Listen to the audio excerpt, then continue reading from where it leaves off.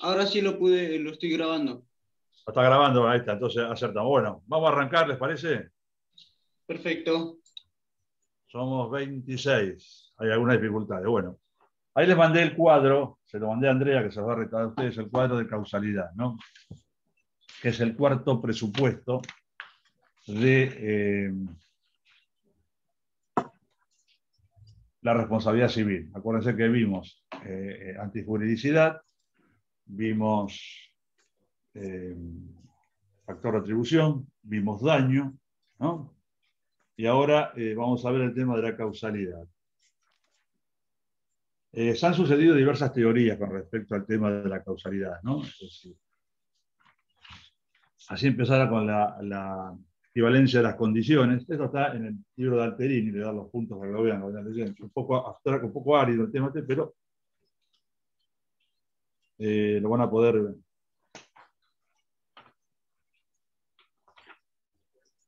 ¿No? Está en el punto 496 en adelante, ¿no? Ahí establece el tema de la causa eficiente, habla de eso, pero vamos a ver qué se trata de eso. Habla después de los modos de actuación, por impulsión, la típica, la bola de billar, por ejemplo, ¿no? Que yo le pego a la bola sale y tiene un efecto determinado. Por disparo, que es cuando prende una mecha, ¿no? Es decir, aparentemente no hay una relación entre la magnitud de la mecha y el daño que puede ocurrir si va al depósito de pólvora, pero el modo de impulsión por disparo, y por desenvolvimiento, que es el típico caso del resorte cuando un juguete empieza a rodar, ¿no? Habla después de un tema que conviene tenerlo presente en el punto 500, que es causa, condición y ocasión. Cada causa produce el efecto, obviamente, ¿no? Es una tautología eso, la causa produce el efecto. La condición no lo produce por sí, de alguna manera lo permite o descarta. Es una cosa que está inerte que permite que se produzca la relación de causa-efecto. Una pared está inerte, no, la verdad que no. Si yo la choco, bueno, si no estaba la pared no la hubiese chocado. Pero es una cosa. Y la ocasión, que se limita a favorecer la operatividad de la causa eficiente. O sea, la condición es inactiva. Se trata de un estado yacente o inerte de cuya presencia o ausencia depende la capacidad operativa de la causa y la medida de su eficacia. Pero ella por sí sola no produce cambio alguno. Dice, da un ejemplo, cuando se abre la ventana y la habitación se ilumina, aquella apertura no es la causa de que se ilumine la habitación, sino solamente una condición necesaria para que la luz del sol, verdadera causa de aquel efecto, penetre en la habitación y lo ilumine. Entonces, hubo unas teorías iniciales que no admiten, que no distinguen entre sí las condiciones, ¿no? Entonces, la versión originaria muy dura, que era que en la causa de un daño determinado, cualquier condición del mismo, ¿no? Lleva a la producción de ese daño. Todas y cada una de ellas, las condiciones provocaron el efecto, de manera que cada una de ellas tiene una función de causa del resultado. Y claro, si yo no hubiese nacido, no hubiese chocado, ¿no? Entonces Pero ya se dan cuenta con el ejemplo la imposibilidad de aplicar esto, porque nunca podría determinarse la causa de algo, ¿no?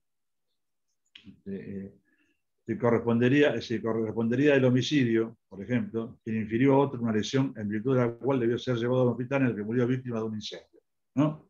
O sea, yo lo hiero a uno de ustedes, ¿no? Una herida no mortal, van al hospital, se incendia el hospital y se mueren. Obviamente, sí, es cierto, si no hubiesen ido al hospital no se hubiesen muerto, pero esa causa no puede ser, es decir, desde el punto de vista de la imputación jurídica y de la generación de responsabilidad civil no puede ser tenida en cuenta, ¿no? Entonces, por ejemplo, en la producción de un incendio, Juan le proporciona a Pedro los fósforos y este incendio es un objeto, ¿no? Amplía exageradamente, ¿cuál es la crítica que se le hace? Que amplía exageradamente la responsabilidad, incluye consecuencias casuales y remotas, ahora vamos a ver de qué se trata eso, ¿no? El caso fortuito no excusaría de la responsabilidad, la culpa de la víctima no modificaría la situación del responsable, cuyo acto seguiría siendo condición sin la cual no se hubiese producido el daño, ¿no? Como verán, este tema de la violencia de las condiciones admite críticas bastante certeras. Hubo algunas teorías correctoras, las tiene en el libro de Alterini, ahí, ¿no? En el punto 502, ¿no? de von Lis, de Siren y de Frank, ¿no? Entonces uno habla de supresión del movimiento corporal, por ejemplo, dice von Lis. Si yo lo hiero a José en una lancha y José se cae de la lancha y muere ahogado, ¿no? O sea, habría un movimiento corporal que al suprimirlo rompería el nexo causal, ¿no? Condiciones positivas. Yo quiero apuñalarlo a B, pero C, para evitar eso, provoca a B un rasguño. La condición negativa no es responsable, ¿no? Y Frank, que son los autores que vamos a referir en ella, la acción de 2 a un tercero, A deja la escopeta contra la pared de la taberna, que C la utilizó para matar a B, ¿no? Son ciertas limitaciones que hay a esta teoría de la equivalencia de las condiciones. Por supuesto que esto determinó que hubiese un movimiento para individualizar, tratar de individualizar cuál es la causa que produce el daño, ¿no? Vamos a ver que hay un proceso de avance y que llegamos a lo que hoy llamamos la causalidad adecuada, ¿no? Estaba la causa próxima, que es bastante, ¿cómo les puedo decir? Atractiva, ¿no? La causa es el antecedente temporalmente inmediato de un resultado. Último suceso conectado de manera inmediata. Si una persona cambia el remedio que debe darse una persona por veneno, y la enfermera que no sabe se lo hace ingerir, ¿no? La causa próxima de la muerte ha sido este remedio que le dio la enfermera, ¿no? También aparece como desmedida. No se puede usar cuando no hay una condición última, y ciertos resultados en la aplicación de esta teoría dan como resultado una imputación causal injusta. Obviamente, en este caso la enfermera no sabía que estaba dando un veneno, ¿no? Si le cambiaron el frasquito. Está la de la condición preponderante, ¿no? Condición preponderante, ¿no? Se deberá tener en cuenta como causa de un resultado dañoso aquella condición que rompe el equilibrio. Es la condición sin la que no se puede dar decisivamente el resultado. Que a veces es imposible dividir o escindir materialmente un resultado para atribuir una condición por ser un poder, darle un poder causal decisivo. Y llegamos a lo que es la causa eficiente y la causalidad adecuada, ¿no? Esta teoría sostiene que no la causa eficiente, la causa más eficaz, que no todas las condiciones son equivalentes. ¿Se acuerdan que hablábamos de las condiciones equivalentes, que era al principio de la teoría que no individualizaba? O sea, todo tenía que ver con el resultado. ¿Qué hacen con la causa eficiente o causa más eficaz? Buscar una causa que es la que tiene que dentro de las que tienen distintas eficacias en el resultado, buscar cuál es la más eficaz, ¿no? Entonces, la causa es la condición más eficaz o más activa para la producción del evento. Alguien guía un automóvil bajo la lluvia por una calle obstruida en parte por los materiales que un contratista ha depositado para construir una obra. Vieron que a veces hay en la calle materiales o restos de obra o lugares que están a veces marcados, a veces no están marcados, ¿no? De que hay un obstáculo por una obra. Y atropella un peatón. ¿Cuál es la causa más eficiente o más activa por la cual se produce el resultado dañoso? Lesiones al peatón. Habrá que determinar cuál ha sido esa causa, ¿no? Esa condición. Y llegamos a lo que establece el Código Civil y Comercial. Ya lo decía en el Código de la Reforma del 68, ¿no? El artículo 1726, un segundito que llegamos, ¿no? Que es la teoría de la causalidad adecuada, ¿no? ¿Qué dice el artículo 1726? Son reparables las consecuencias dañosas que tienen nexo adecuado de causalidad con el hecho productor del daño. ¿Está claro? Tiene un nexo, saber una operación en el ánimo del juzgador, donde va a determinar, va a buscar cuál ha sido realmente ese nexo adecuado que determina el daño, ¿no? Que no siempre es la causa próxima, que no siempre es la causa más eficaz, sino hay que ver desde el punto de vista jurídico qué es, cómo se llega a imputar ese daño, ¿no? Profe, por ejemplo, sí. ¿Se acuerda que le había contado que tenía un familiar que le habían cortado la pierna por un accidente? Sí. ¿Podría ser el nexo causal que a él lo dejaron salir del trabajo mucho antes de su horario? No. En un día de lluvia, a él le dijeron, bueno, andate, comé y andate porque no vas a tener viajes. Él se fue y cuando sale del trabajo fue que pasa este accidente, en un horario que a él no le correspondía. No, no, porque además ahí el empleador podía disponer la retirada del trabajo de él. Es decir, no veo que haya una causa adecuada que haya sido que se vaya antes. No parece razonable, no es previsible. ¿Cómo se va a prever? Es decir, hagamos el juicio de previsibilidad, ¿no? Según el Sí. curso ordinario y natural de las cosas. ¿Se puede prever que va a tener un accidente, le van a cortar la pierna porque lo van antes de la casa? No. La verdad que no parece razonable, ¿no? Si prever eso. Es una conducta que no parece que vaya a necesariamente, no se puede representar en la formación de la decisión del empleador la posibilidad del accidente con esas consecuencias, ¿no? Claro. Así que no lo veo eso, no lo veo bajo ningún concepto, ¿no? Entonces, para determinar, es decir, esta teoría de la causa adecuada niega la equivalencia de las condiciones y preconiza un criterio generalizador. El acto humano debe haber sido, conforme a la experiencia, propio para producir el resultado. Es decir, en términos generales, un efecto es adecuado a su causa cuando acostumbra a suceder según el curso natural y ordinario de las cosas. Por eso en este caso de la pierna cortada, no parece que tenga que ver con el curso natural y ordinario de las cosas, ¿no? Hay tres versiones, ¿no? Para el tema de la versión subjetiva, que hace un juicio de previsibilidad respecto de las condiciones que la gente conocía o podía conocer, ¿no? Es decir, o sea, en particular cada persona, ¿no? La objetiva, que toma en cuenta las condiciones que el sujeto normal, en abstracto, debe prever, no el agente, sino cualquiera persona puede prever eso, ¿no? Eso es objetiva, ¿no? Y otra posición realiza el juicio de probabilidad según la captación de un hombre muy perspicaz, una suerte de superhombre. Obviamente no es el tema del Código Civil. El Código Civil, ¿no? Adopta en el Código Civil Comercial el tema del nexo adecuado de causalidad, ¿no? Esto ya había sido incorporado en la reforma del año 68, ¿no? Y había sido preconizado por los congresos de derecho civil, la jornada bonaerense y la segunda jornada, todos lo tienen ahí en el punto 509 de Alterini, ¿no? Donde establece el tema de la causalidad adecuada, ¿no? Es la piedra de toque en la imputación de consecuencias. Según resulta del artículo, habla del artículo 906 del código anterior, pero vamos ahora del artículo 1726, que dice claramente, son reparables las consecuencias dañosas que tienen nexo adecuado de causalidad con el hecho productor del daño. Excepto disposición legal en contrario, se indemnizan las consecuencias inmediatas y las mediatas previsibles. Ven que está siempre el juicio de previsibilidad.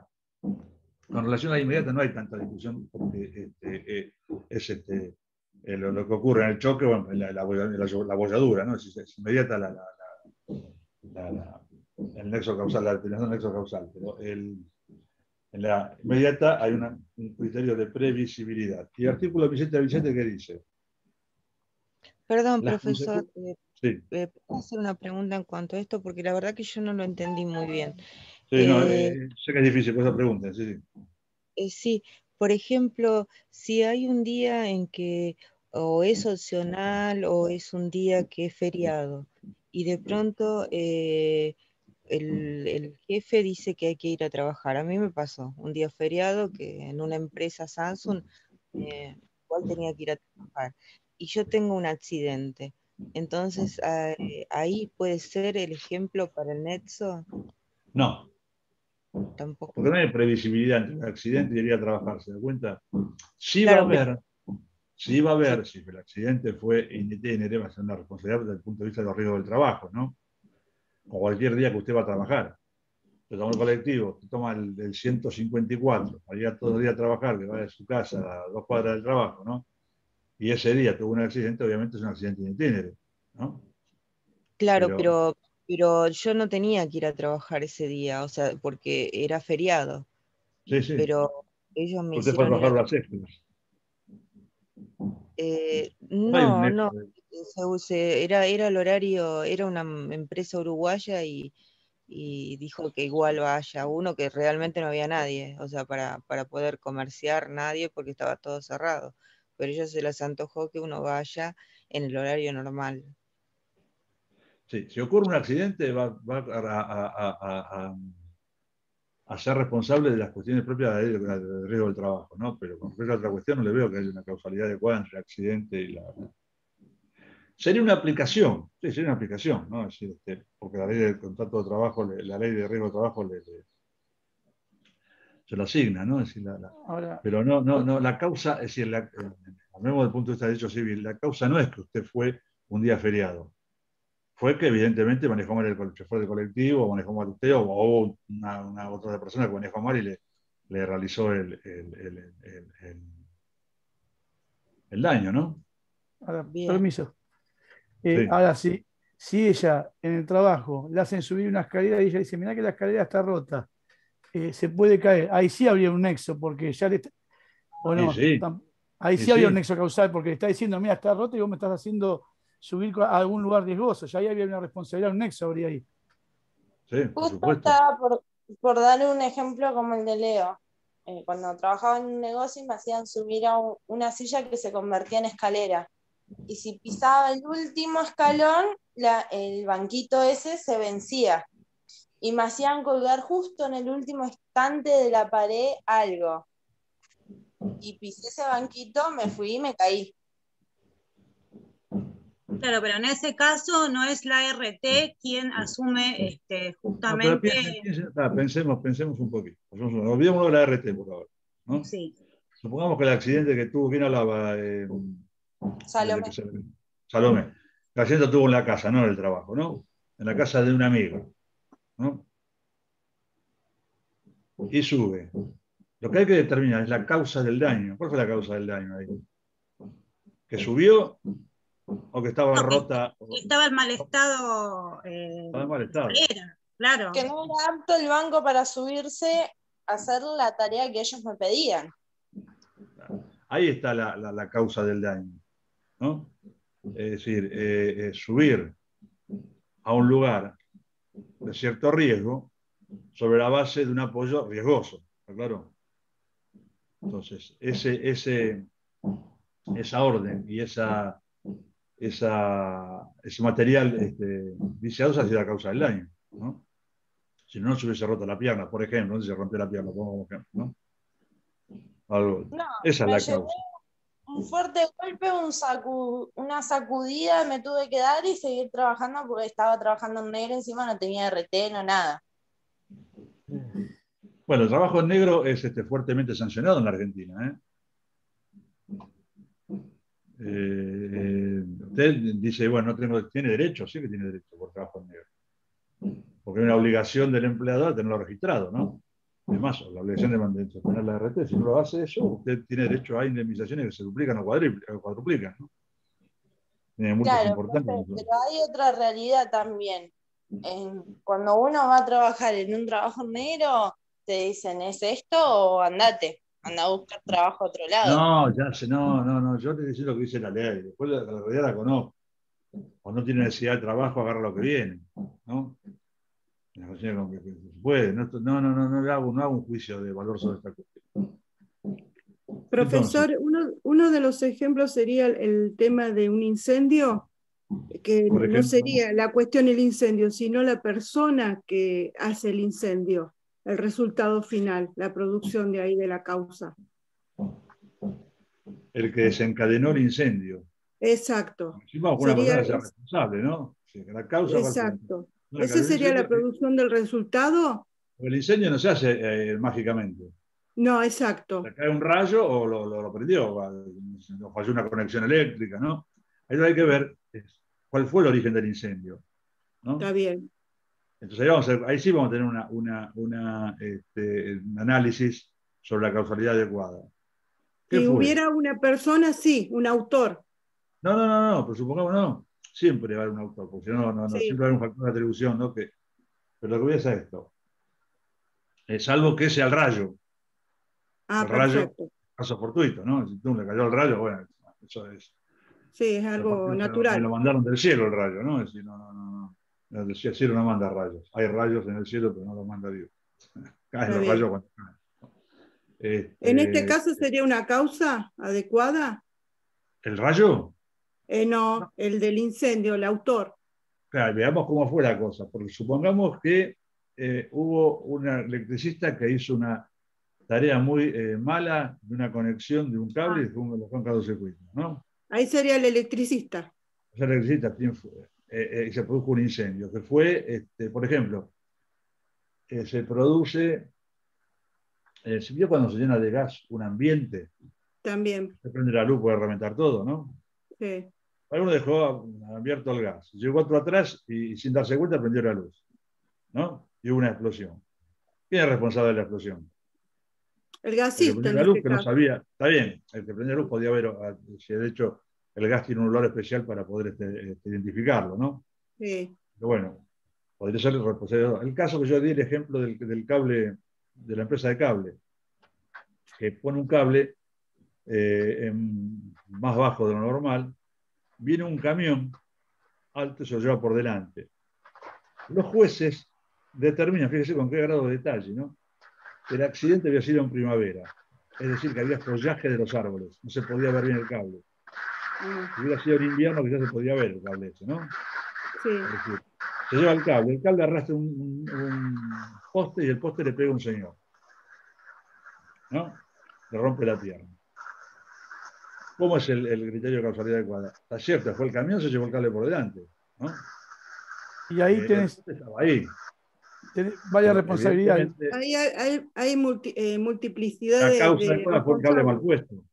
Fue la causa, el cable mal puesto. La Creo causa es que el cable. o sea, no fue la causa más próxima esa. ¿Se da cuenta? Se va a responder la empresa de cable por ese tema. O sea, Y el siempre hay un mono- análisis de la previsibilidad y por eso se llama adecuada, en el sentido de poder ver de qué forma la relación entre el nexo entre el hecho y el daño, que no siempre es el último hecho, que no siempre es el más grande. Hay que ver cómo ha sido analizar. Se le da una facultad para analizar esta adecuación. Y Y el una, artículo, sí, una adelante. pregunta, y en el caso, vio que en invierno empiezan a haber algunos incendios porque hay casas muy precarias que tienen brasero, que ha sucedido, que de hecho el Sí, invierno pasado sucedió, en más de sí. una oportunidad, donde se han prendido fuego familias enteras por no tener Sí. las condiciones adecuadas para poder Intentan calefaccionarse en calefaccionar y invierno. prenden el carbón. Sí, sin duda. Sí. Claro, y en ese caso el tema de la responsabilidad, porque la familia se tiene que calefaccionar, o sea, sí o sí, si no se mueren de frío. Sí, no es responsable ni la empresa de gas ni del Estado provincial o municipal. La verdad que no. Está rota la cadena ahí, porque le podían decir, haga otro tipo. Tengo una garrafa y una estufa, ¿no? Uh-huh. O Se sea me que da como la cuenta. no hay responsabilidad en ese caso, ni del No, Estado, no ni responsabilidad del nada. Estado ni claro, ni la comunidad. Es una decisión unilateral que toma una persona, una familia, de hacerlo. Eso tiene dos riesgos: el incendio o el famoso tema del CO2, ¿no? Que se vicie el aire y mueran intoxicados, Sí, ¿no? sí, del monóxido de carbono. Es un tema, no sé, es un tema grave. Sí. Sí, no sé, hay responsabilidad. Bueno. Bueno, el artículo 17 a 27, ¿qué nos dice? Las consecuencias de un hecho que acostumbran a suceder según el curso natural y ordinario de las cosas se llaman en este código consecuencias inmediatas. El curso natural y ordinario, lo que pasa habitualmente, lo pasa siempre con una cosa, ¿no? Si yo a usted le pego un palo en la cabeza, ¿no? Perdón por el ejemplo, ¿cuál es el curso natural y ordinario? Que le va a doler la cabeza, que le voy a producir una herida y que va a tener que ir al hospital a curarse, ¿no? Sí, esta es las consecuencias que resultan solamente de la conexión de un hecho con un acontecimiento distinto se llaman consecuencias mediatas, ¿no? Y las consecuencias mediatas que no pueden preverse se llaman consecuencias casuales. ¿Se acuerda del ejemplo que damos el otro día? Del pobre hombre que se choca en el auto, en la autopista Richeri, no llega a 6, al tierra el avión y al día siguiente toma el avión y se cae. Evidentemente ahí no hay nexo causal con él. Si no fue la desgracia del avión caído, la causa no fue el choque en la autopista, ¿no? No se le podría reclamar al autor del choque que sea responsable de la caída del avión. ¿Está más o menos claro esto? Y después el artículo 17 a 28 establece un supuesto de previsibilidad contractual. En los contratos se responde por las consecuencias que las partes previeron o pudieron haber previsto al momento de su celebración. Es cuando saben, y cuando lo celebran, es cuando saben qué va a ocurrir, que pueden prever que puede ocurrir en el desarrollo del contrato. Las condiciones pueden cambiar después, pero eso no se va a tener en cuenta, es decir, ese tipo de consecuencias, salvo lo que vamos a ver ahora, ¿no? Es decir, se toma en cuenta el momento de la celebración, lo que se puede prever en ese momento.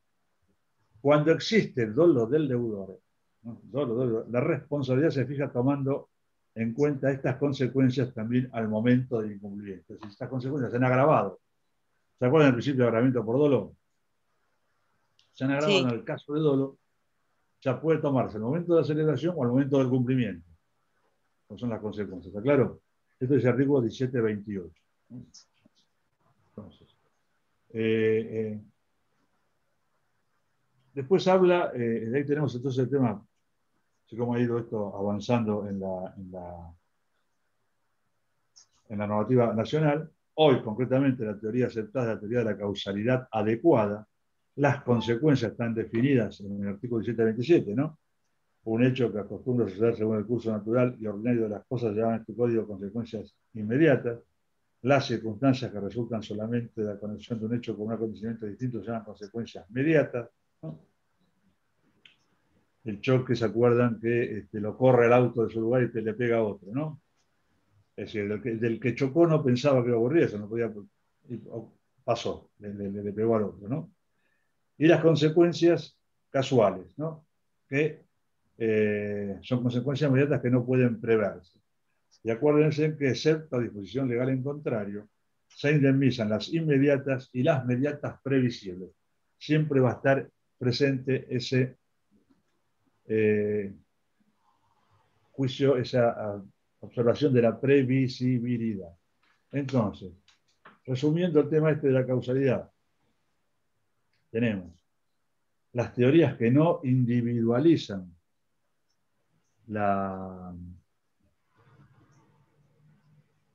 el tema de las causas, ¿no? Sistemas no individualizados, y a que se individualizan para permitir determinar cuál ha sido la causa que ha ocasionado el daño. Y ahí pasamos por la teoría de la causa próxima, que la vimos, ¿se acuerdan del tema famoso de la enfermera, no? Es decir, que agarra un remedio que ella cree que es bueno, pero le habían puesto un veneno adentro. El de la condición preponderante, es la causa más eficaz, y aterrizamos, llegamos al tema de la causalidad adecuada que le permite al juzgador interpretar, en función de lo que ha ocurrido realmente, cuál ha sido el hecho que produce el daño. Y ese hecho, bueno, sobre ese hecho se va a establecer el nexo de causalidad. Sería el cuarto presupuesto de la responsabilidad civil. Acuérdense que teníamos los principios generales de la responsabilidad que hemos visto, ¿no? Alterini enumeraba 8 libros. ¿Se acuerdan? Reserva, relatividad, sum servando, con todo eso lo tienen bien explicado en el libro de Alterini. Tenemos las funciones de la responsabilidad civil, que son dos capítulos, pero son 3 en realidad, desde el punto de vista de la función preventiva, la función disuasoria o ejemplificadora, ¿no? O punitiva, es decir, yo le establezco una pena, una indemnización superior, no tiene que ver con el daño, indemnizo el daño, pero además algo más, que tiene que ver con la conducta desaprensiva, con la representación que se ha hecho de la persona que ocasionó el daño en cuanto a seguir adelante con una conducta disvaliosa y producir esos daños, ¿no? ¿Se acuerdan del caso de la tabacalera? $1 millón por la muerte de la persona y no sé cuántos miles de millones por seguir adelante con el negocio del tabaco. Función preventiva, función disuasoria y la función tradicional de la responsabilidad civil, que es la función resarcitoria.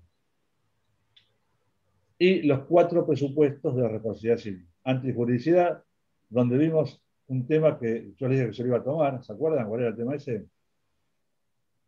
¿Se acuerdan qué tema iba a tomar yo? Sí, la La mora. mora, profesor. profe. Ah, bien, estuvieron en mora al responder, ¿eh? Tardaron un rato. La mora.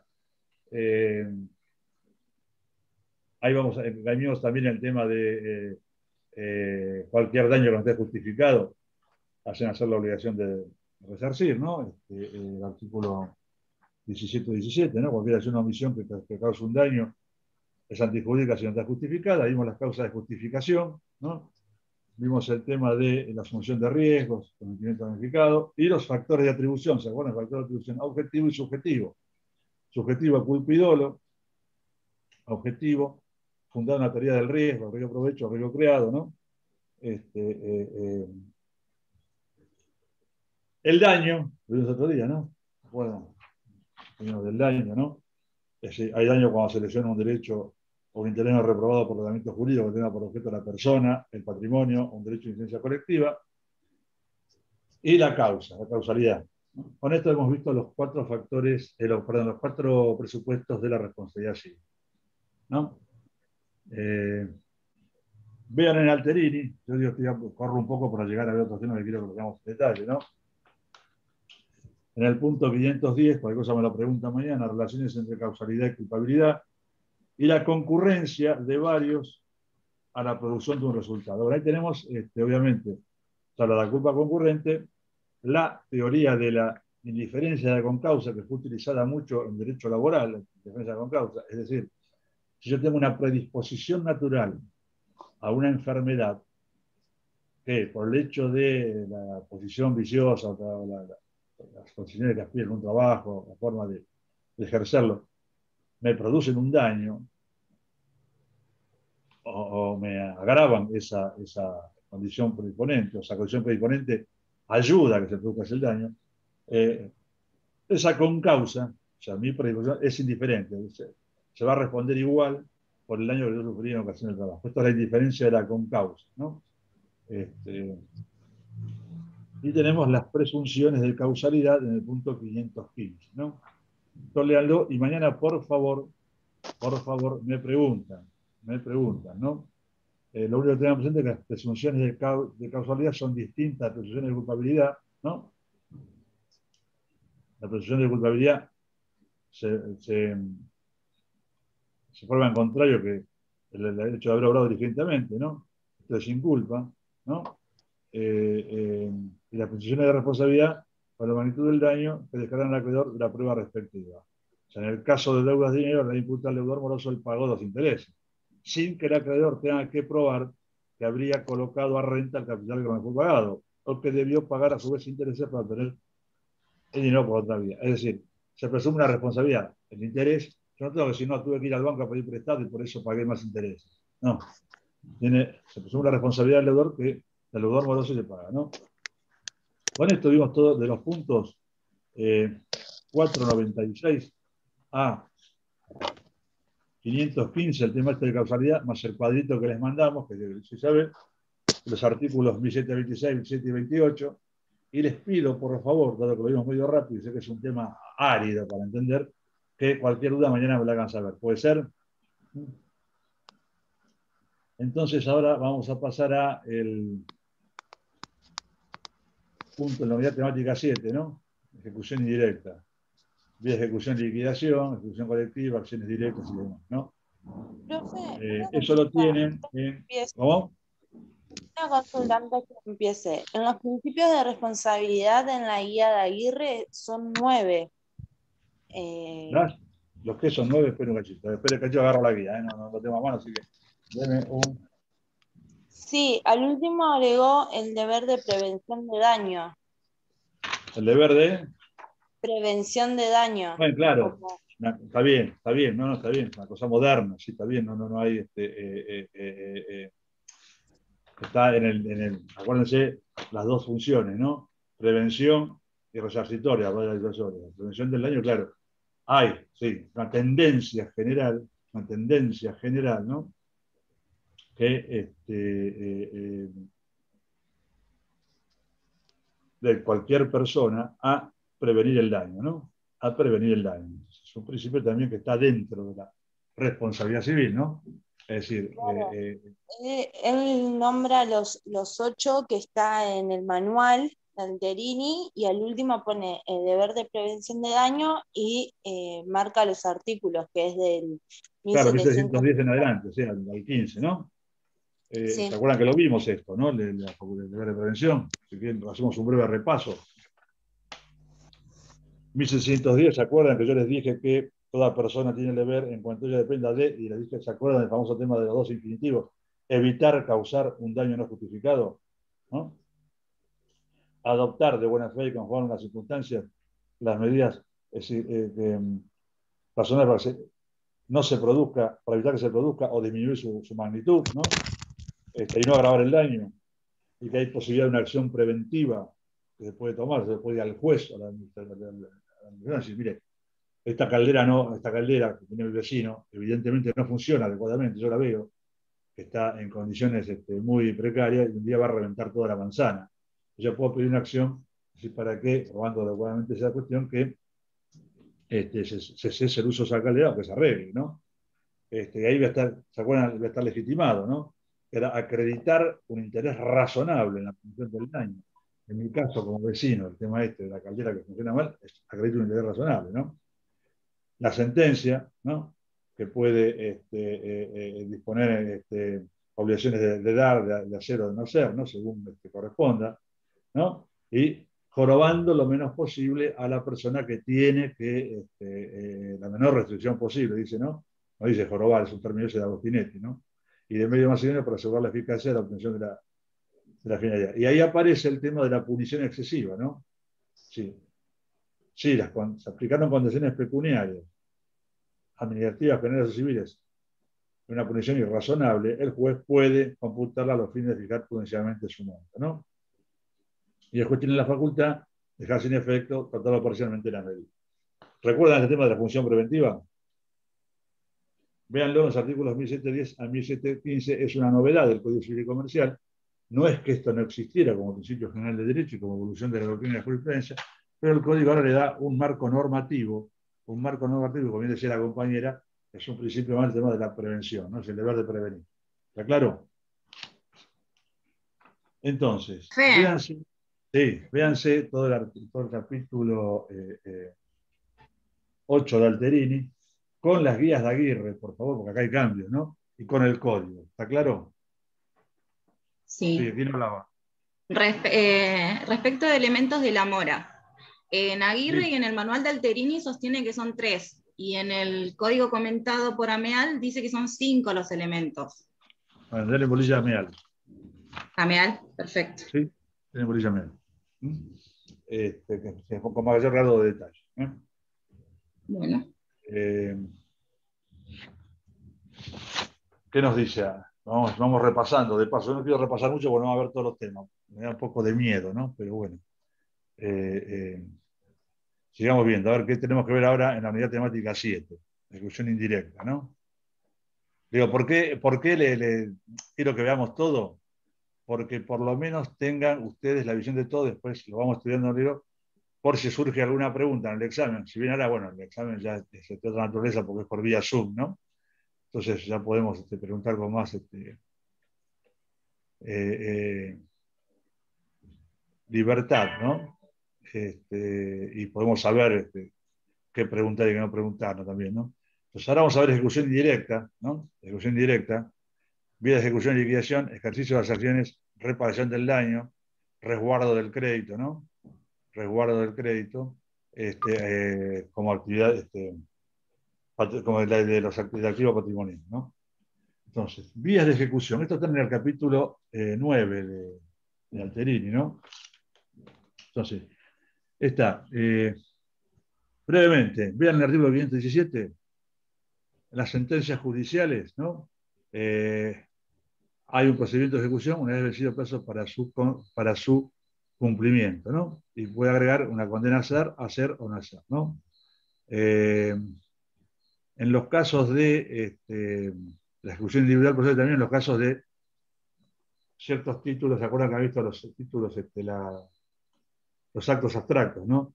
ciertos títulos que de por sí traen aparejada ejecución. Es como si no necesitaran el juicio para demostrar la sentencia, sino que se lo digo, llevo el cheque y cobro el valor del cheque. Y no tengo que explicar por qué tengo ese cheque, la causa de ese cheque. Recién lo va a poder impugnar el deudor, o sea, una posibilidad de impugnación, después de haberlo cumplido. Si yo se lo robé, se lo saqué, se lo olvidó en el cajón y me lo llevé, ¿no?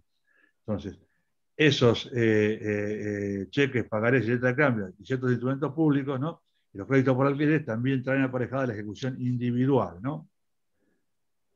Y hay, esto ya lo vimos en su momento, ¿no? Ciertas etapas, por ejemplo, el tema del embargo, ¿no?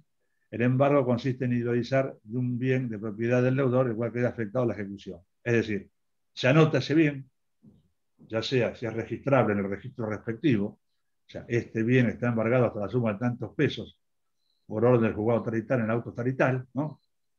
Bienes registrables, autos, casas, yates, aviones, ¿no? O si no son bienes muebles no registrables, va a ir al oficial de justicia al domicilio del deudor, a donde fuere, al domicilio de cumplimiento, y va a seleccionar una serie de bienes, ¿no? Una serie de bienes que son embargados, que quedan en poder del deudor, ¿no? Pero este tiene la obligación de custodiarlos, conservarlos, y espere que me fui yo acá.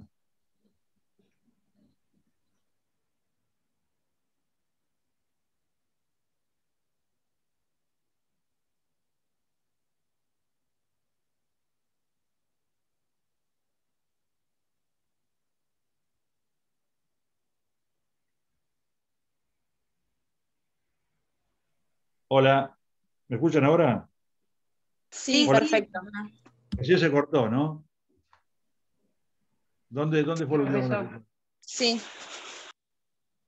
Entonces, ven, en el punto 516, 17 de Alterini tiene el tema de la ejecución individual, ¿no? Yo le decía el tema de las sentencias, que una vez que se venció el plazo que la sentencia da para que se cumpla, se habilita el procedimiento de ejecución, o los créditos instrumentados en ciertos papeles de comercio, como el cheque y pagaré, que o el crédito por alquileres, que crean, se llama títulos ejecutivos, que autorizan su ejecución. Y la primera etapa es la intimación de pago y el embargo, ¿no? ¿Qué es el embargo? Anotar en el registro respectivo, en el caso de los bienes registrables, automotor, inmuebles, yates, aviones, etcétera, que ese bien que está embargado hasta cierta suma a disposición de un juzgado en tal estado. En el caso de los bienes muebles, va al oficial de justicia y se fija los bienes que pueden ser embargados. Obviamente recuerden que hay algunos bienes que no pueden ser embargados, ¿no? El lecho del deudor, los bienes que son para su vida cotidiana y necesarios, indispensables, su trabajo. Pero le puede embargar un cuadro, por ejemplo, un cuadro óleo se lo embarga, ¿no? Y tiene la obligación el deudor de conservarlo, tenerlo ahí y estar a disposición del juzgado ese bien para cuando sea requerido en caso de que no se pague la deuda, para su eventual subasta posterior, ¿no? O en el caso de ciertas sumas de dinero, con el oficio que es una orden judicial, ¿no? Pues, dirigida al banco, por ejemplo, diciendo que los fondos que están en la cuenta de Agostinete están embargados hasta la suma de tantos pesos por tal motivo, ¿no? Por tal juicio. O a una empresa que me debe una factura, se embarga el monto de esa factura por orden del juez con relación a ese juicio. Yo no la voy a poder cobrar, ¿no? Entonces, el efecto, el bien embargado puede ser, no puede ser, yo lo puedo vender, pero obviamente la enajenación va a ser inoponible al embargante, es decir, va a ser responsable, voy a ser responsable de la disminución de la garantía esa y voy a tener que pagar todos los platos rotos, ¿no? Incluso en algunos casos puedo llegar a ser objeto de alguna acción penal según la naturaleza de la acción que hice con relación al servicio, ¿no? Entonces, lo concreto, registrables, oficio al registro. Sumas dinero al banco, a quien la tiene el dinero, para que esa plata no se la den a Agostinete. Y bienes muebles, va al oficial de justicia, determina los muebles, determina los muebles, hace un listado y los pone en depósito del deudor para que éste los cuide y los tenga a disposición después para cuando haga falta, ¿no? Es decir, no se los sustrae esos bienes, no se los lleva el oficial de justicia, pero el deudor va a ser responsable de cómo se mantienen esos bienes, ¿no? ¿Cómo termina eso? Bueno, cuando es este dinero, el acreedor hace una liquidación y lo retira directamente, por orden judicial. Por ejemplo, le embargaron el sueldo a una persona, van depositando todos los meses, liquida al acreedor y después le autoriza a retirar esa suma, ¿no? Si es otros bienes, entonces hay que venderlo en subasta, en remate judicial, ¿no? Entonces, el juzgado designa un martillero, se hace la subasta, el producido a subasta es dinero, y una vez que ya se ha aprobado, el acreedor practica liquidación, donde hay que descontar los gastos y demás, y cobra el crédito, ¿no? Hay algunas vías más rápidas de ejecución. Está la ley 24441, verdadera locura, a mi juicio, perdón, no yo soy abogado de los deudores, acuérdense de eso, ¿no? Que le quita un montón de defensas y posibilidades al deudor en el caso de ejecuciones hipotecarias, que la puede llevar adelante el acreedor, por supuesto con cierta intervención del juzgado, pero tiene un montón de facultades, entre ellas a desalojar el inmueble antes de rematarlo, de modo tal que lo deja sin vivienda a la persona, ¿no? Esto fue pensado en su momento para garantizar la construcción de viviendas en barrios de cierto nivel, barrios privados o cantos, ¿no? Se le agregó después en la discusión parlamentaria un parrafito que garantizaba cualquier tipo de hipoteca y dio origen a una gran cantidad de ejecuciones hipotecarias. Por más rápido, algunos tribunales han declarado su inconstitucionalidad, sobre todo en algunos casos en Mar del Plata, con Rocío, porque no hemos planteado, pero en general, ¿qué dice la justicia? Si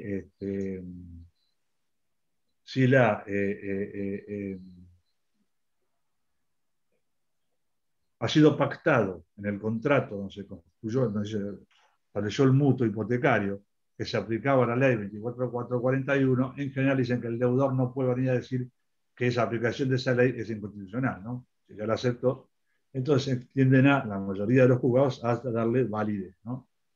Estos son los supuestos de ejecución individual, ¿no? Después, Profe, ¿cuál era la ley? 24441. Muchas gracias. Pueden intervenir terceros en estos juicios por unas cuestiones incidentales, ¿no? Es decir, una tercería de dominio, ¿no? En el cual yo digo, yo soy el dueño de ese inmueble que ha sido embargado, no es el otro, ¿no? Si establezco que que soy yo y no puede ser embargado si hace bien. La tercería de mejor derecho, yo tengo mejor derecho que el embargante, por lo tanto hay que sacar el embargo ese, ¿no? Son cosas que van a ser los acreedores, ¿no? Los acreedores, ¿no? Con relación al embargante o al embargo. Esto con respecto a la ejecución, yo esto lo paso rápido porque ustedes lo van a entender, no van a tener ningún problema. Ejecución individual. Y la ejecución colectiva, ¿no? Que tiene que ver con el concurso y la quiebra. Ahí es importante, vean en el punto 526 de Alterini, ¿no? Los principios orientadores. Primero se tiene en cuenta el carácter universal del patrimonio. El patrimonio es único. El patrimonio único, es tanto de la empresa como de una persona humana, como dice el código, es un patrimonio, es un carácter universal, ¿no? Y todos esos bienes concurren al proceso concursal, manteniéndose en un pie, todos acreedores, ¿no? Es decir, concurren todos al proceso concursal, manteniendo un pie de igualdad. Se llama pars conditio creditore. Es decir, en el caso de concurso o quiebra, todos los acreedores, salvo excepciones que vamos a ver ahora, son iguales, ¿no? La protección adecuada del crédito. El principio es fundamental en el mundo actual, la conservación de la empresa en marcha, porque cuando hay una empresa destinada a la producción de bienes, tiene muchos empleados y demás, el disponer el cese de la actividad por quiebra genera un daño social impresionante, entonces hay un principio de conservación de la empresa en marcha, ¿no? La protección del comercio, es decir, ¿cómo se implementa esto? El fallido, el concursado, queda inhabilitado de hacer actos de comercio. En el caso del concurso, va a poder seguir trabajando, operando con la empresa, va a poder seguir con sus bienes propios, particulares, va a seguir operando, pero va a estar sujeto al control del juzgado y de un síndico, ¿no? Y para algunos actos va a tener que pedir permiso. En el caso de la quiebra, sí, ya es desapoderado de los bienes. Se le saca los bienes y lo maneja el síndico, la quiebra. El síndico maneja la quiebra con el control del juzgado, por supuesto, ¿no? Y la unidad de régimen de concursos comerciales y civiles. ¿Cómo se llega al concurso o a la quiebra? Con un presupuesto que es la cesación de pagos. Es decir, cuando el deudor está en situación de impotencia patrimonial, y eso se demuestra por cualquier hecho que exteriorice que el deudor se encuentre imposibilitado de cumplir regularmente sus obligaciones. ¿Qué puedo decir yo? Quiero cobrar una deuda, ejecuté un cheque a Josecito Sociedad Anónima, no lo pudo pagar, y yo voy a pedir entonces la quiebra, porque si está en estado de cesación de pagos, ¿no? Si le pido la quiebra, pues le doy, ¿cómo es el procedimiento? Presento el cheque pidiendo la quiebra, ¿no?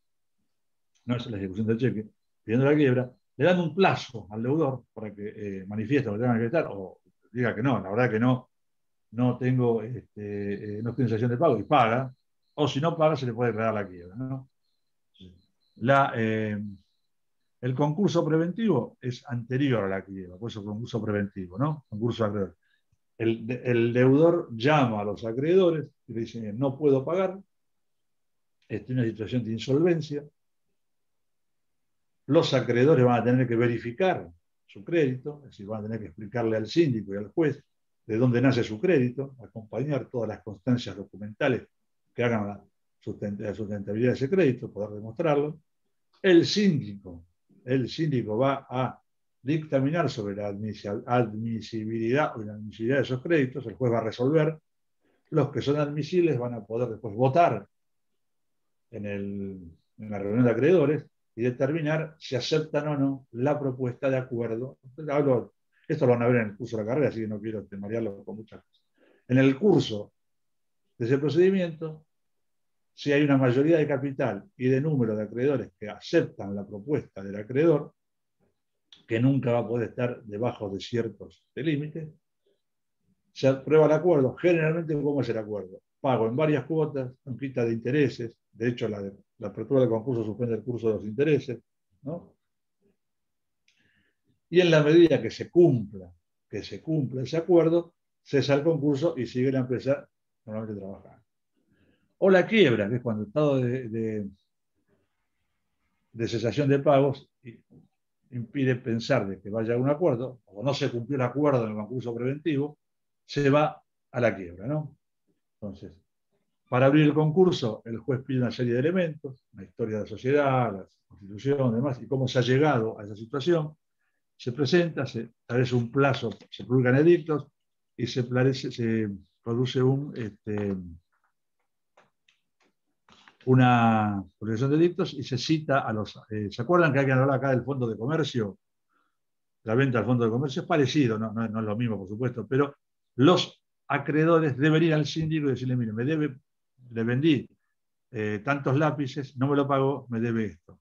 El síndico deberá dar las constancias documentales de eso, remitas, facturas, pedidos y demás, y el síndico entonces dictaminará sobre la admisibilidad, verificará o no ese crédito. Si lo verifica, después el juez resuelve, ¿no? Aceptando esa verificación, que es de mano del juez la decisión, y lo que no se verifica va a poder tramitarse en un incidente de revisión, es decir, yo voy a decir, no, mire, me lo deben, no me lo verificaron, pues sí me lo deben, en un incidente de revisión donde demostraré con todos los medios de mi alcance que sí me lo deben, ¿no? Y veremos el resultado. También puede haber lo que se llama la verificación tardía. ¿Qué es la verificación tardía? Yo me presento con todos estos elementos después que venció el plazo, porque me fijan un plazo para presentarme, ¿no? De la primera resolución, con el auto del concurso de quiebra, hasta el juez establece una serie de plazos. Un plazo principal es hasta cuándo se pueden verificar los créditos. Si yo lo hago después, aunque me lo verifiquen, yo pago las costas de esa verificación tardía y no voy a poder participar de la votación, sino voy a poder participar de la votación en el acuerdo, ¿no? Entonces, en la quiebra, ¿qué pasa? Se declara la quiebra a pedido de un acreedor, o también la puede pedir el propio deudor. El propio deudor puede pedir su quiebra y dice, no doy más, no estoy insolvente, no, pido mi quiebra, ¿no? Entonces, quedo inhabilitado para el comercio de la ficha de quiebra, y me desapoderan de los bienes, ¿no? Es decir, y que ese desapoderamiento, ¿qué es ese desapoderamiento? Que viene un señor llamado síndico, cuidado, pues sí, autorizado por el juez, controlado por el juez, que maneja toda la cuestión, ¿no? Esto donde está, puntos 528 y 529 de Alteria. La quiebra, ¿qué efectos tiene? Bueno, caducan los plazos pendientes para la deuda del fallido, se suspende el curso de los intereses, son inaplicables las disposiciones relativas a resolución de los contratos por incumplimiento, ¿no? Ahí se puede pedir en algunos casos, se puede pedir a continuación de estos contratos, uno pide autorización al juzgado, y el juzgado, a ver si el contrato es razonable, para los intereses de la empresa y demás, autoriza. Un tema fundamental, muy en moda, es el caso de la conservación de la empresa, ¿no? Porque siempre es mejor para poder que los acreedores cobren y que los trabajadores puedan seguir ganando su remuneración y demás, que la empresa se mantenga. Entonces el juez va a mirar con bastante serenidad y profundidad la posibilidad de conservar la empresa, porque sabe que decretando la no conservación de la empresa, mucha gente va a la calle, muchos acreedores se van a quedar sin cobrar también, porque no hay posibilidad de generar los recursos para pagar esa deuda. Sigan con atención, porque digo sigan con atención porque tiene bastante trascendencia pública, el tema del concurso de Vicentín, ¿no? Vicentín se presentó en un concurso, dijo que no podía pagar de la noche a la mañana, tenía una cosa rara, además tiene una situación patrimonial muy buena unos meses antes, de pronto aparece que no puede pagar, y tuvo un plazo de verificación que ya se venció, y ahora va a tener que determinar el juez cómo sigue esta película, ¿no? Y va a tener que escucharse la propuesta que Vicentín le haga a sus acreedores, ¿no? Si estos la aceptan o no. Digo, síganlo porque tuvo bastante trascendencia pública, entonces pueden ahí ver cómo se presenta. Existe una institución que se llama Crown Down, ¿no? Que es cuando una persona o una sociedad compra ese patrimonio en quiebra, ¿no? Compra y lo sigue explotando. Obviamente, ¿cuál es su ventaja? Lo va a comprar por un precio más barato y se va a tener que hacer cargo, obviamente, de arreglar con los acreedores cómo se termina ese tema, ¿no? Ustedes recuerdan, en la crisis financiera del 2008, que fue bastante tremenda a nivel mundial cuando las hipotecas subprime colapsaron, una gran institución financiera y crediticia internacional, incluso acreedora de Argentina, Lehman Brothers, una de las más grandes, ¿no? Colapsó. Y hubo quien la compró por $1. Ahora, no es que valía $1. La compró por $1, se hizo cargo de un pasivo impresionante para hacerle frente a todos los acreedores que tenían cuestiones con esta empresa, ¿no? Esta es la cuestión. Con esto tienen visto el tema de ejecución colectiva y ejecución individual, véanlo. Digo, yo voy rápido porque me parece que es claro, si no me lo preguntan mañana, de los puntos 516 a 534 de Alterín. Sí tenemos un tema que hay que verlo así que es importante que lo veamos en el libro de Ameal, que es la acción directa. La acción directa. Es una acción que tiene de efectos muy de información muy restrictiva, pero que existe por una cuestión de justicia, ¿no? Para que un acreedor pueda cobrar al deudor de su deudor. ¿Está claro? Le cobra al deudor de su deudor, ¿no? Entonces, profesor, ahí sí tenemos el artículo 736 y siguientes, son 4 artículos, ¿no? 36. Está muy bien explicado en Ameal, ¿no?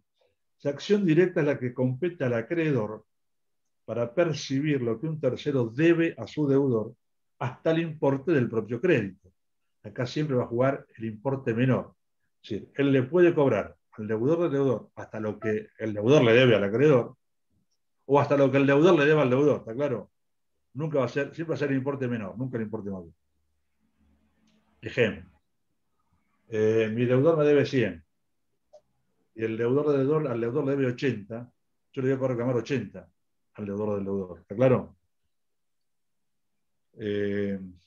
Al revés, mi deudor me debe 80 y el deudor del deudor le debe 100 al deudor. Yo le puedo reclamar 80, que es lo que me debe el deudor, ¿está claro? Siempre el importe menor. Entonces, acción directa es la que compete al acreedor para percibir lo que un tercero debe a su deudor hasta el importe del propio crédito. El acreedor la ejerce por derecho propio en su exclusivo beneficio. No es una acción de reintegro. ¿Se acuerdan las acciones de reintegro? Que ahora vamos a ver una que es la subrogatoria, que es cuando yo traigo los bienes que se fueron al patrimonio del deudor. Bueno, esta no es de reintegro, porque acá directamente va a pasar del deudor al acreedor. No se va a quedar en el patrimonio del deudor.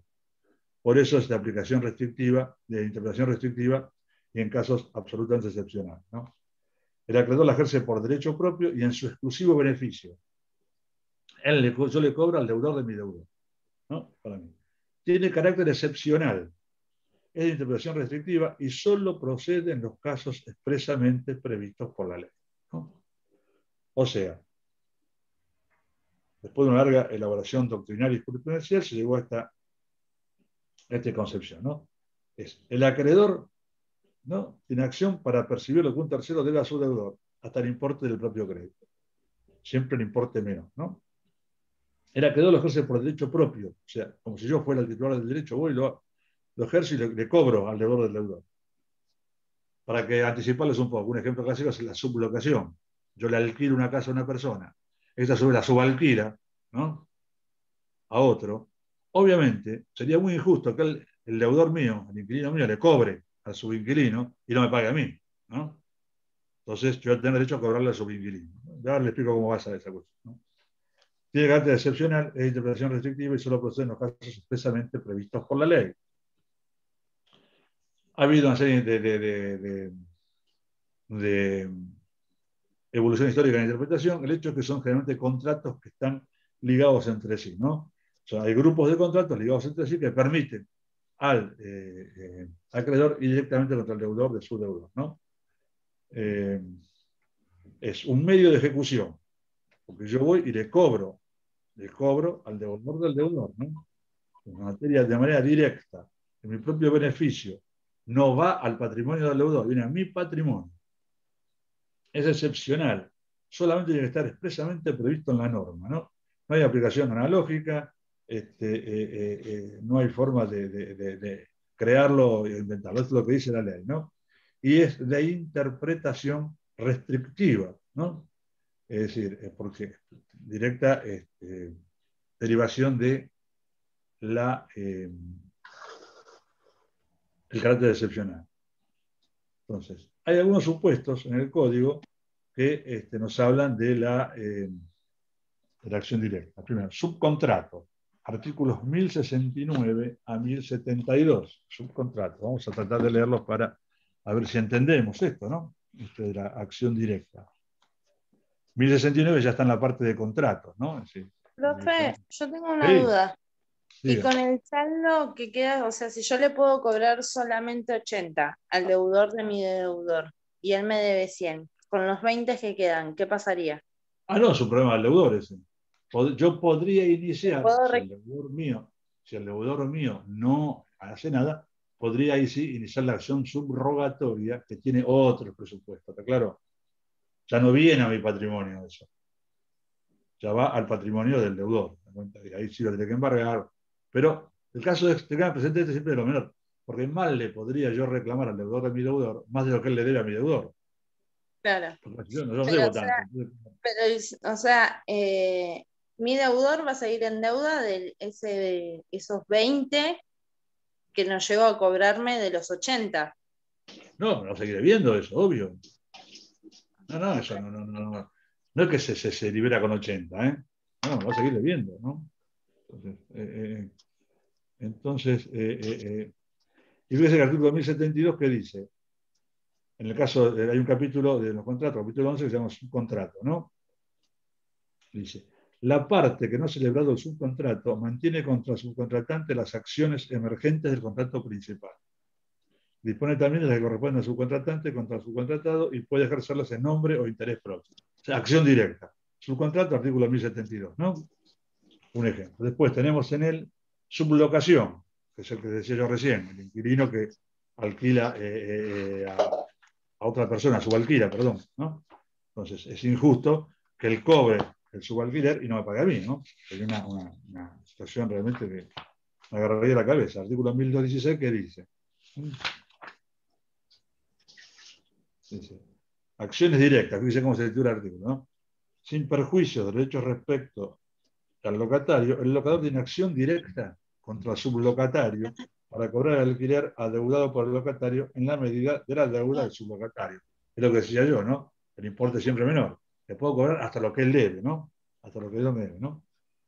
También puedo exigir de este el cumplimiento de las obligaciones que la sublocación impone, incluso el resarcimiento de los daños causados por uso indebido de la cosa. O sea, si su inquilino me rompe la casa, también lo puedo reclamar a él, ¿no? ¿Está claro? Entonces, fíjense, tenemos el caso de los contratos, el caso de la sublocación, la sustitución de mandato. ¿Qué es la sustitución de mandato? Es yo pongo un mandato, designar, esto es muy habitual en los abogados, ¿no? Me designan a mí apoderado, ¿no? De una determinada empresa, por ejemplo, y me autorizan a que yo pueda sustituir ese mandato en función de varios abogados que trabajan conmigo, ¿no? Varios abogados que trabajan conmigo. Si yo sustituyo ese mandato, ¿no? Va a haber una acción directa del mandante contra los mandatarios, mandatarios que yo he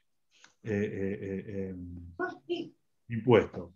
Dice el artículo 1327 dice, el mandatario puede sustituir en otra persona la ejecución del mandato y es responsable, yo sigo siendo responsable de la elección del sustituto, ¿no? Excepto cuando lo haga por indicación del mandante. O sea, viene mi mandante y me dice, mira, nombre lo abogado de su estudio a Carlitos, ya ahí cambia la mano, ¿no? En caso de sustitución, el mandante tiene la acción directa, otra vez visto menciona expresamente, tiene la acción directa contra el sustituto previsto en el artículo 736 y concordantes, acción directa, ¿no? Volvemos a nuevas obligaciones, pero no está obligado a pagar la retribución de la sustitución si la sustitución no era necesaria, ¿no? Entonces, y también el mandatario sigue respondiendo por la acción de sustituto, pero tiene acción directa contra esa persona ese mandatario que fue sustituido, ¿no? Y también en el contrato de renta vitalicia, ¿no? En el artículo 1605, como ven, los ejemplos son claritos, vean el código, anoten esos artículos, léanlo para que lo puedan tener presente, son materia de pregunta. Disculpe, artículo 1605. Los ¿no? anteriores, doctor, los artículos anteriores, ¿los puede repetir? ¿El número me Sí, puede decir? Cómo no. El 1072, en el caso del subcontrato, el 1216 en el caso de la sublocación, el 1327 en el caso de sustitución del mandato, y 1605 en el caso de la renta vitalicia. Dice, el tercero beneficiario, que va a recibir la renta vitalicia, se constituye en acreedor de la renta de su aceptación y tiene acción directa, otra vez, como lo dice expresamente el código, ¿no? Tiene acción directa. Tiene acción directa contra el deudor para obtener su pago, ¿no? Entonces, en los casos expresamente establecidos en la ley, expresamente establecidos con situación restrictiva, funciona esta acción directa. Y está el caso de la compañía de seguro, este es un caso muy aplicable, que es la citación en garantía, ¿no? Prevista en el artículo 118 de la ley de seguros, ¿no? Yo puedo citar a la compañía de seguros al juicio, ¿no? La puedo citar, hacer en garantía, y la sentencia que se dicte en ese juicio va a ser cosa juzgada con relación al autor del daño y a la compañía de seguros, ¿no? O sea, es un tema que se discutió mucho, ¿no? Pero la ley de seguros dice claramente que es posible la citación en garantía, ¿no? El seguro va a venir en función del contrato el contrato que estableció con el asegurado o su asegurado, y yo le puedo demandar a ella también, ¿no? Estos son los casos de ejecución directa, de acción directa, ¿no? Entonces, acuérdense, le cobro al deudor de mi deudor, ¿no? Le cobro al deudor de mi deudor, en los casos expresamente establecidos por ley, y es de indemnización restrictiva, y siempre con el monto menor, ¿no? Distinción, hace una distinción entre la acción directa y la subrogatoria. Una distinción fundamental es que la acción directa, el crédito pasa directamente a mí, yo me cobré. En la acción subrogatoria va al patrimonio del deudor. Los beneficiarios, es decir, la acción directa tiene carácter ejecutivo, la acción subrogatoria es un resguardo, un reintegro del patrimonio como garantía a los acreedores. Los beneficiarios beneficia la acción directa a quien la ejerce, no a otros. En el caso de la subrogatoria, a toda la masa de los acreedores sin importar la existencia o no de privilegio. ¿Qué voy a hacer de una subrogatoria? Les adelanto. En forma conjunta con iniciar la acción subrogatoria, con el subrogar es ponerse en lugar de otro, ¿no? Yo me pongo en el lugar de mi deudor y ataco al deudor del deudor, ¿no? Ataco siempre en temas jurídicos. Me subrogo y lo que voy a hacer para evitar cualquier tipo de desventaja para mí, voy a embargar ese crédito, ¿no? Es decir, la acción directa la ejerzo en nombre propio, por derecho propio, la acción de subrogatoria la hago en nombre y representación del deudor, ¿no? La disponibilidad patrimonial, la acción directa notificada. Perdón, profe, le Sí. pregunto, porque Sí. no me queda, perdón, que no me queda claro. Porque, No, está bien, pregunte todo. Yo voy a hacer la acción subrogatoria es a nombre del deudor. Yo lo hago en nombre y representación del deudor, la acción subrogatoria. ¿Cómo es eso desde lo práctico? Yo digo que Jorge Agostini, en mi carácter de acreedor de José González, ¿no? Vengo a demandar a Juan Pérez por tal cuestión, ¿no? Que le debe plata a José González. En cambio, sí. En la acción directa, Jorge Agostini demanda a José González, que es el sublocador directamente, ¿no? Ah, listo, perfecto. Voy a hacer mención, obviamente, ¿no? Obviamente, la acción directa limita el reclamo al monto del crédito de acreedor, ¿se acuerdan del monto menor, que es el ejemplo, ¿no? Sí. En la subrogatoria va por todo el monto del crédito, ¿no? Y la acción directa solo puede ser taxativamente en los casos prescriptos por la normativa legal. Si la ley no lo autoriza, y vimos los casos recién, ¿no? Cuando hubo sublocación, subcontrato, suscripción de mandato, renta vitalicia, tema de la situación de garantía de compañía de seguro, no proceder a acción directa, ¿no? Porque es un hecho invasivo muy fuerte sobre la libertad del deudor, muy duro en las consecuencias de que la cuenta viene a mí directamente, y también muy justo, porque la verdad que en todos los casos me están generando un daño o no me están cumpliendo con una cosa que realmente es mía, ¿no? Entonces, solamente puede ser ejercida taxativamente en los casos previstos por la normativa legal la acción directa, y la subrogatoria no tiene tales límites, sino que es otorgada en forma genérica por el ordenamiento, ¿no? ¿Cuáles son los requisitos de ejercicio de la acción directa, ¿no? Requiere 5 requisitos. Un crédito exigible. Obviamente la deuda está vencida, ¿no? Si no es exigible, yo no puedo ir a acción directa, ¿no? Una deuda correlativa exigible también del tercero demandado a favor del deudor. O sea, que la deuda del deudor también sea exigible, ¿no? Homogeneidad de ambos créditos entre sí. ¿Por qué quiere decir homogeneidad? Que puedan yo cobrárselo, porque son de distinta naturaleza, no voy a poder cumplir con el principio de identidad. ¿Se dan cuenta? Entonces, ¿cómo le cobro al deudor de mi deudor? ¿No? No son homogéneos. Y ninguno de los dos créditos debe haber sido objeto de embargo anterior, obviamente. Debe ser crédito de reconocimiento directa. Si están embargados, no puedo hacerlo, ¿no? Y tengo que citar el deudor a juicio, ¿no? Entonces, ahí lo tienen explicado en el artículo 737 de AMEAL, ¿no? Crédito exigible, deuda correlativa exigible, homogeneidad de los créditos expeditos, y tengo que traerlo al deudor. Tengo que traerlo al deudor, ¿no? No tengo un tema que está en discusión, pero esto permite la citación de deudor al proceso es una expresión de la tutela judicial efectiva del derecho de defensa en el nuevo artículo 18, ¿no? Así que entonces se pueden hacer extensivos a él los efectos de la cosa juzgada, ¿no? O sea, profe, que si, por ejemplo, la deuda del deudor, de mi deudor, esto es un juego de palabras, prescribió, no sería jurídicamente exigible. Y porque el deudor es mi deudor, así que está prescripta. No poner una Y prescripción. ahí no se podría reclamar entonces. ¿Cómo? Y ahí, No, estoy jorobado ahí, no voy a poder. Claro, porque las deudas prescriben, cuando prescribieron ya está. O sea, legalmente no se puede exigir No el le puedo hacer nada cumplimiento al de algo deudor que de mi deudor. prescribió. No le claro, puedo hacer yo nada al lo deudor que de mi iba deudor. que si esta era la exigibilidad que se hablaba. No, la exigibilidad es que sea una deuda vencida. Se pueda mandar su cumplimiento. Usted lo que está hablando, una cosa es exigibilidad de la deuda, ¿no? Que ya se puede hacer efectiva, y otra cosa es la acción, que es otra cosa. Usted con la prescripción pierde la acción, ¿está claro? Sí, sí, se entiende. La deuda es Una cosa es la exigible. exigibilidad y otra cosa es la prescripción. La deuda es exigible, pero no tengo acción. Me voy a tener que conformar con la buena voluntad de mi deudor para que me pague. ¿Está claro? Del deudor o del deudor. ¿Entiende? La deuda es exigible. Claro, No tengo sí, acción. eso entendía cuando vimos el tema de pagos. Claro. Claro, el tema de la deuda exigible, por ejemplo, es lo que, o sea, legalmente no es exigible.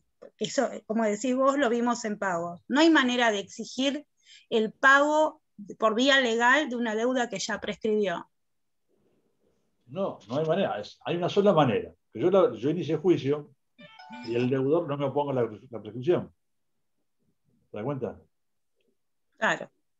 Pero no. Por el reconocimiento de deuda. Claro.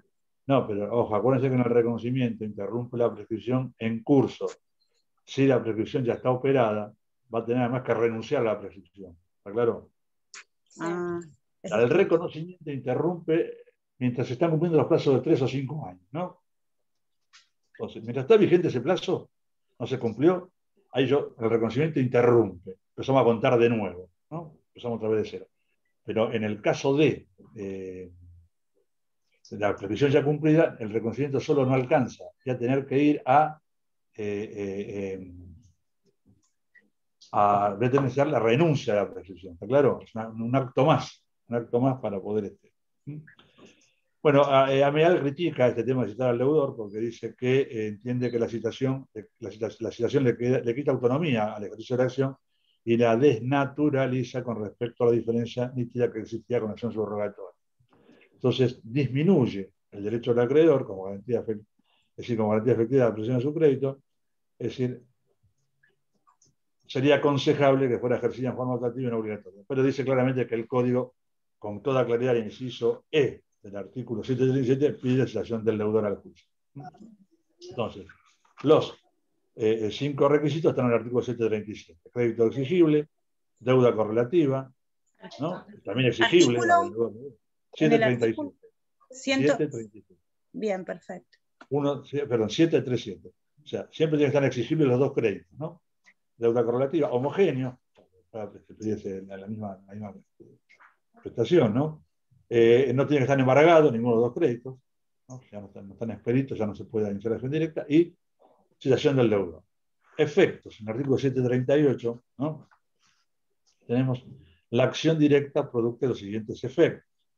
Primero, la notificación de la demanda causa el embargo del crédito a favor del demandante. Es decir, ya por efecto propio de la demanda ya quedó embargado el crédito, la notificación de la demanda quedó embargado el crédito a favor del demandante, ¿no? Nadie puede meterse con ese crédito, ¿no? Va a tener que esperar que yo me cobre de eso y después recién lo que sobre podrá pedir, ¿no? Y acá viene lo que yo les decía. El reclamo solo puede prosperar hasta el monto menor de las dos obligaciones. Norma absolutamente justa. No tiene por qué el deudor del deudor pagar más de lo que debe, ¿no? Hasta el monto menor de las dos obligaciones. Y el tercero demandado puede oponer al progreso de la acción toda la defensa que tenga contra su propio acreedor y contra el demandante. Esto que me preguntaba recién la compañera, me preguntaba de la prescripción, ¿no? Todas las defensas. Si el crédito está prescripto, la deuda está prescripta, el deudor puede oponerlos. Está claro, el deudor del deudor. todo lo que tenga contra su propio acreedor y contra el demandante.